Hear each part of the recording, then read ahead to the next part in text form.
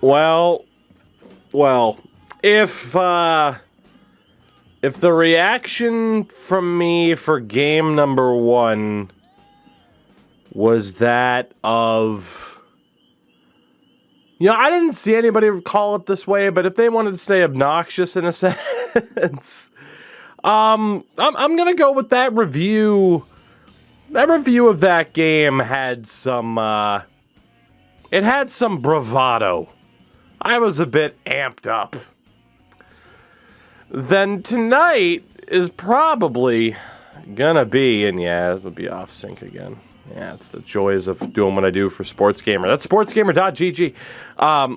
Then tonight's recap of Game 2 it's gonna be on the opposite end of the spectrum from as hyped up as I was after Game 1. I will start this off in saying, 1, I haven't lost the sight that I'm enjoying playoff hockey, even if the Bruins are getting pooped on. Because it wasn't all that long ago. I think all of us don't like to think about it, but it wasn't that long ago that we didn't have playoff hockey. Bunny, thank you for the 6 months, by the way. I love you. It wasn't that long ago that we didn't have hockey. It certainly wasn't that long ago that we didn't have the atmosphere that we have for playoff hockey, and I give Hurricanes fans all the credit in the world, man. That is an atmosphere and a half that they have down in Raleigh. Atmosphere and a half. I also have not lost sight of the fact that it is 2 games in a best-of-7 series, and I am certainly well aware of what a Bruins team can do when they are down 2-0 in a series. Shout out to my Canucks fans in the chat. That's right, we got to bring up what happened 11 years ago because we don't have much else to go off of recently, aside from 2 examples of falling short. Well, it's funny, Mr. Romanoff, as you mentioned. As you mentioned, Toronto, and did I watch all 3 overtimes? I fell asleep during the Penguins-Rangers overtimes last night. I really did. It's funny that Toronto was brought up in chat because the Leafs Lightning game tonight was the perfect example of what a championship caliber team does in response to losing. Tampa showed up to play. And yes, the refs were horrible, but it happens. Tampa showed up to play after getting blown out in Game 1. Did Boston show up to play?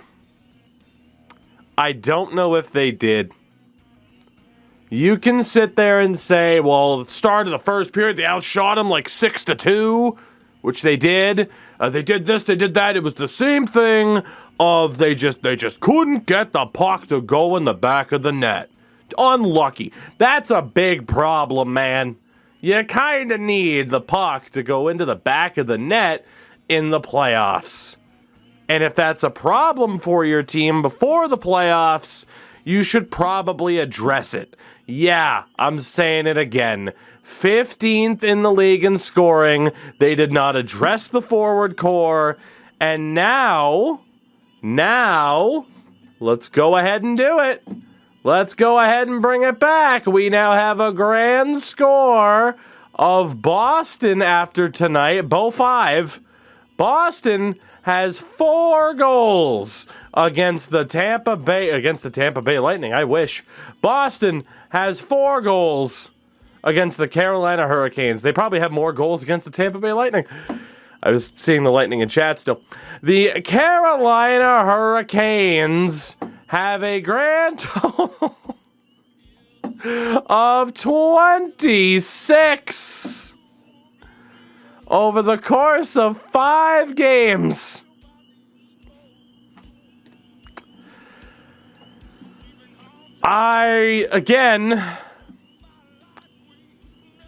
What is that 6? I don't fucking know. I'm not an artist. That's why I pay you and Time to do shit for me, Endo.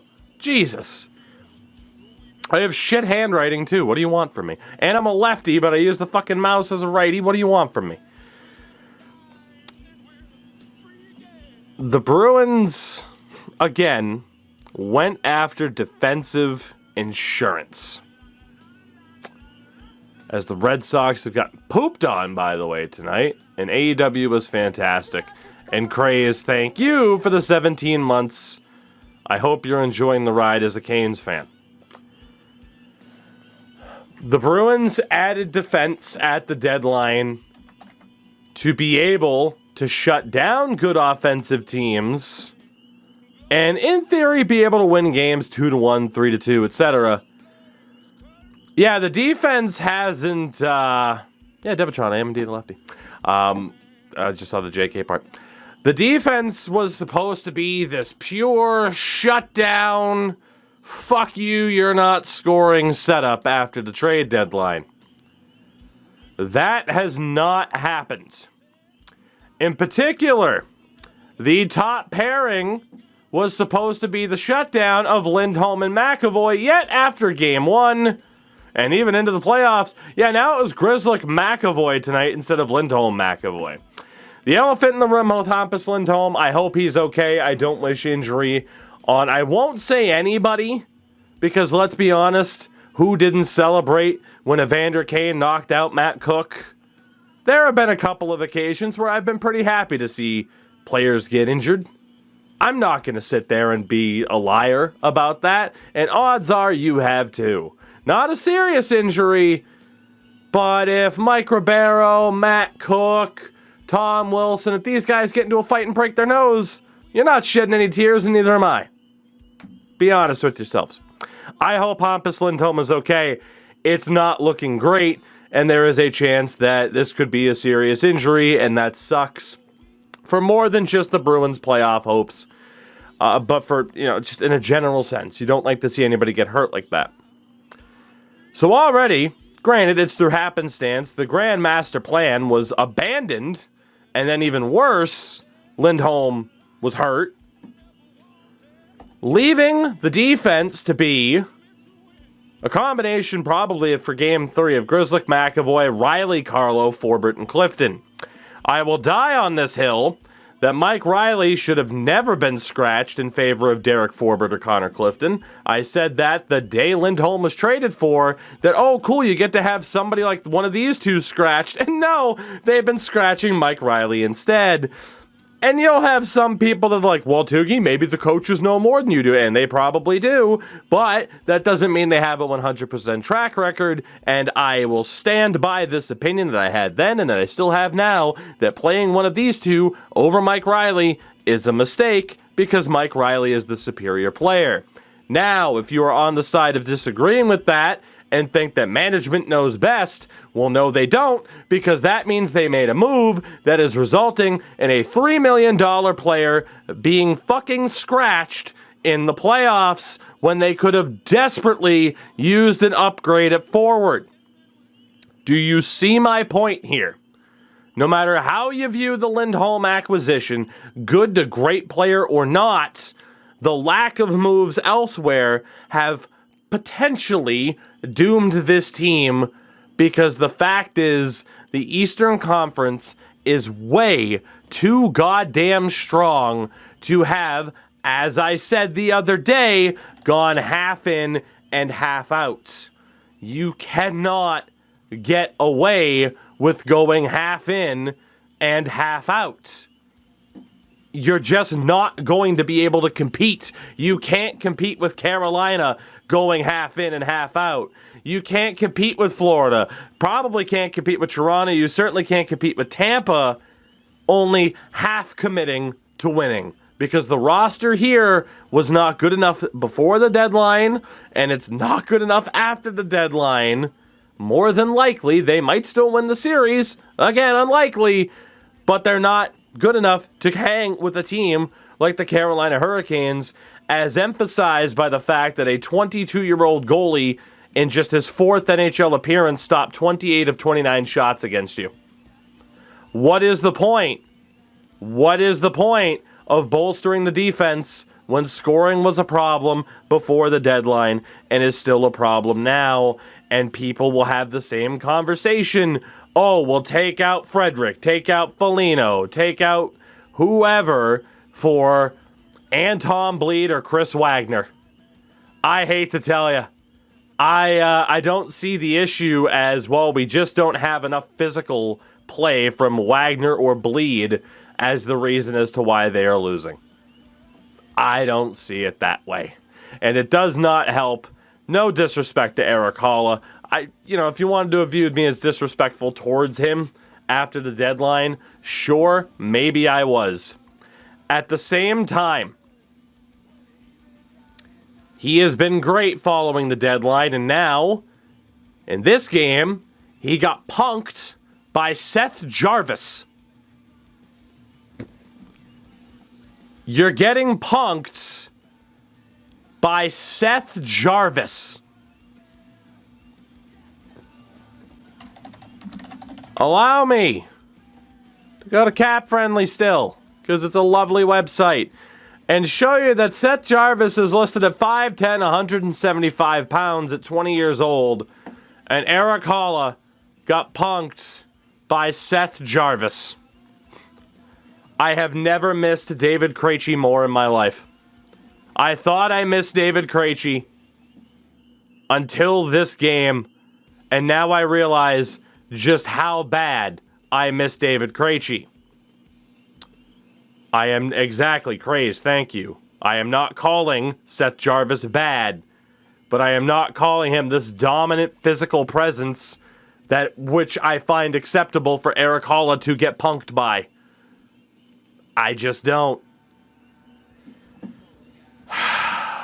So now, it's going to lead to Game 3, and I don't know what they do. Presumably, you go to Jeremy Swayman in goal. I really don't think Allmark's been that big of a problem. His team has scored 3 goals in 2 games. Defensively, Hampus Lindholm, calling a 5'10" minute short boy. Hey, it's 6'2". Get on my level, nerd. If Hampus Lindholm is out, Mike Riley has to be the one to draw in. I swear to God if it's Josh Brown. I swear to God if it's Josh Brown. I want Don Sweeney and Bruce Cassidy fired out of a fucking cannon from the rooftop of TD Garden into the fucking harbor. If it's Josh Brown over Mike Riley.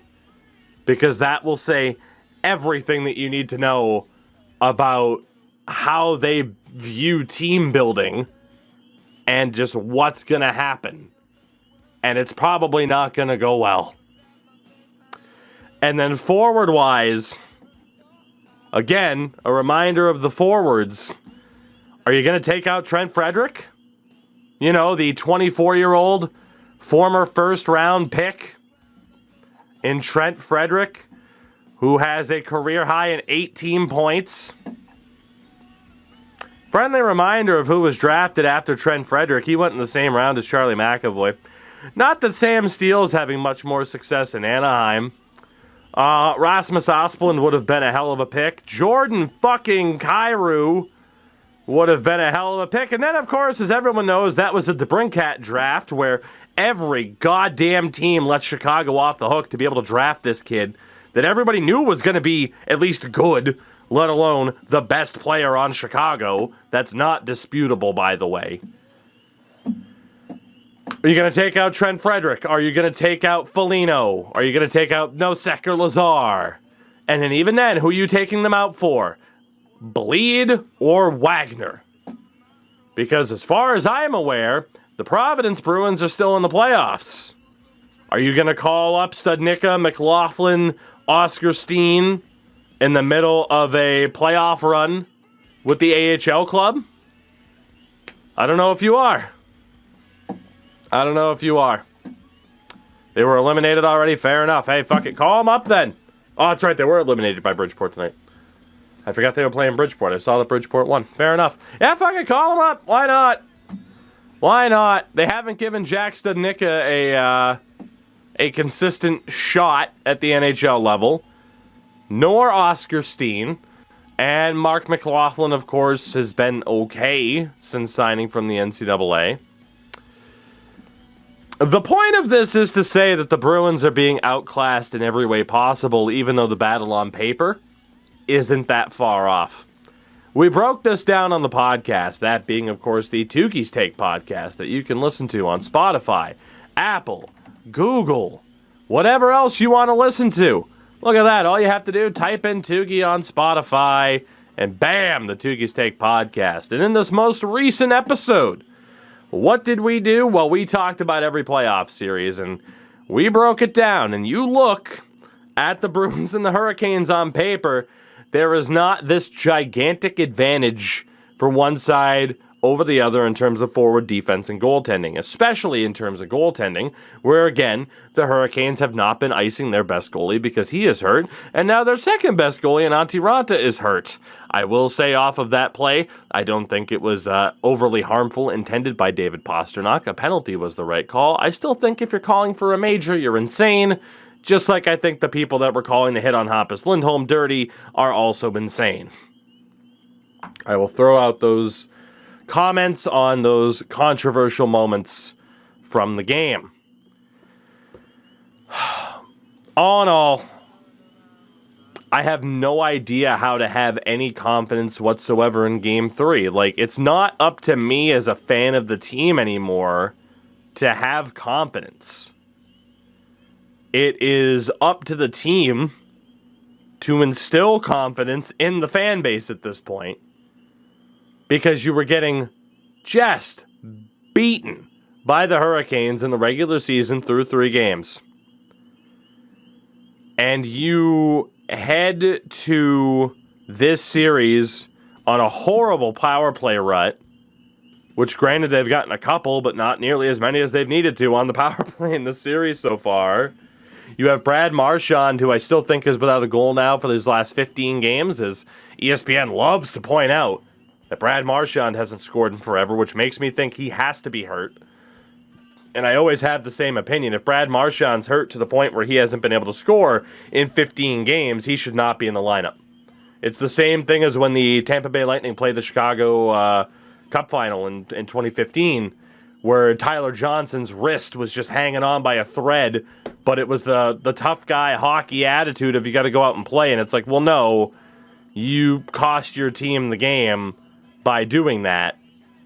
It's the same thing here. If Brad Marchand's that injured, he should not be playing. He shouldn't be. So I don't have the answer in terms of what the Bruins do, and I hope to God the people who are getting paid to have the answers actually have the answers, because getting swept would be absolutely embarrassing, because, again, looming overhead is the idea of what if this is Patrice Bergeron's last season. We just saw Tuukka Rask retire, man. It's possible. Zdeno Chara's been gone for 2 years. He might be retiring. Like, it's a possibility that this could be Patrice Bergeron's last ride. And if it ends with getting swept by Carolina, I said it on Twitter, and I will say it again, I will not ever forgive Cam Neely, Don Sweeney, Bruce Cassidy, and company for allowing that to happen by not putting the best team around Bergeron possible. And make no mistake, I clearly do not think that they put the best team around him that they possibly could have. They should have more than one cup. Probably. Like, 2013 should have gone to Game 7. Everybody knows that. The team with a minute left, we got it in the bag and just hung Tuukka Rask out to dry against the Chicago team of that era. And then 2019, Game 7 home ice, and they shit the bed. And I'd say they haven't been the same since then, but a reminder, they did win the President's Trophy in 2020. So, yeah, but on the other hand, I will be completely open and honest. I hope, in a sense, that if the Bruins are going to lose quickly and as painfully as possible, because changes need to be made. I am done with the leadership group of Cam Neely, of Don Sweeney, of Bruce Cassidy as the coach. I'm done with it. I want new people in there. I want a new vision for the team because it's not, from the outside looking in, looking very pretty, is it? When you can sit there, you don't have to be an expert to sit there and look at a team and notice the holes on the team and say, those are a problem. You know, you can look at other teams that are in the playoffs. Let's use St. Louis, for example, even though they're losing right now to Minnesota 3-0. You look at that forward core for St. Louis, you're not really looking at problems. The biggest issue is the fourth line. Obviously, they have injuries to Mackenzie McEachern. That's definitely a factor there. But if your fourth line's the biggest problem forward-wise, you're doing pretty good. They can roll 3 fantastic lines in St. Louis. Whereas, at times, all 3 of these lines have played tremendously well. Have they been consistent? Absolutely not. Meanwhile, I believe all 9 of these guys had at least 20 goals this season. Look at that Blues defense. Might not be as pretty as Boston's on paper. Then again, maybe it is. And then the goaltending is just as big of a toss-up.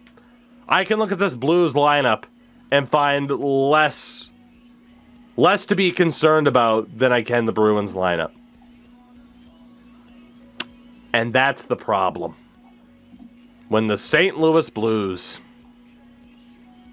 and they're just one example, are set up better, I have a problem with that. I have a problem with that. I think it's all right that I have a problem with that as a fan. I think it is. So we will hope for a better tomorrow with game number 3 when the series goes back to Boston. But until then, we got nothing. And good old March Munch was mentioned. I, too, will open this box of cereal and eat it if they win the cup. I have a feeling this is going to be sealed for a long, long time. I have a feeling. Am I going to game 3? Fuck no. What am I, made of money? Jesus, I'm fortunate enough that I do well enough that I can still, do this, but you guys don't sub and donate that much. Playoff tickets in Boston? Jesus. Good luck. Good luck. Whew. God, what are they going for on old Ticketmaster?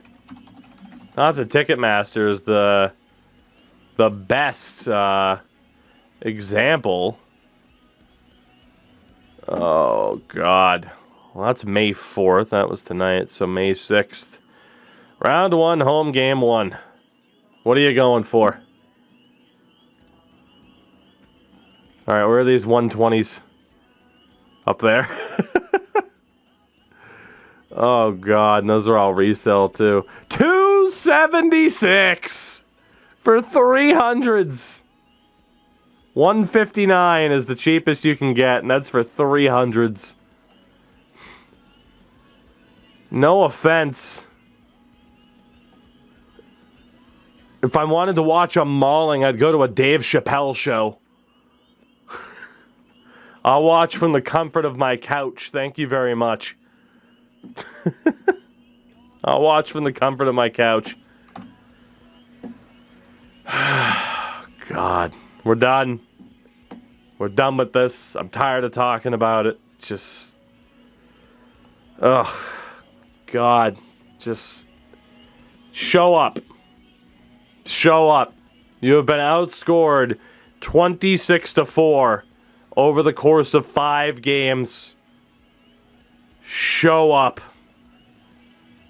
Please show up. I'm begging you. I'm begging you.